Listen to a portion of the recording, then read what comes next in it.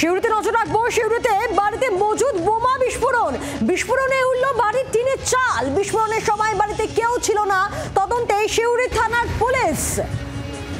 দেখুন বিস্ফোরণের পর কি অবস্থা হয়েছে সেই বাড়ির, একেবারে ধ্বংসস্তূপে চেহারা নিয়েছে সেই বাড়িটি। সেই ছবি আপনাদের সামনে রাখছি।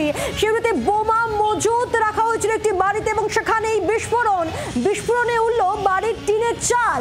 বিস্ফোরণের সময় বাড়িতে কেউ ছিল না, তাই হতাহতের কোনো খবর নেই। তদন্তে সিউড়ি থানার পুলিশ কে বা কারা, কি উদ্দেশ্যে মজুদ করা হচ্ছিল এই বাড়িতে বোম, তা নিয়ে তদন্ত শুরু হয়ে গিয়েছে। স্থানীয় বাসিন্দাদের বক্তব্য শুনবো।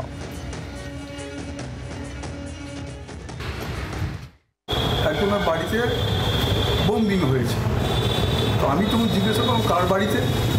তো যার নাম করলো সে ছেলেটা কিন্তু আমি জানি যে ভালো ছেলে।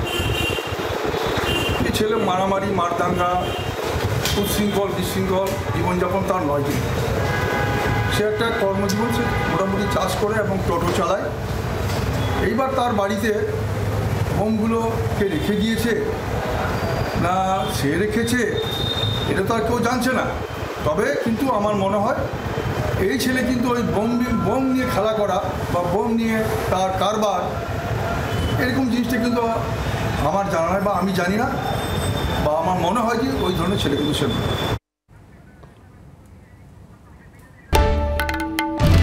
বাংলার আওয়াজ, বাঙালির আবেগ, জি 24 ঘন্টা।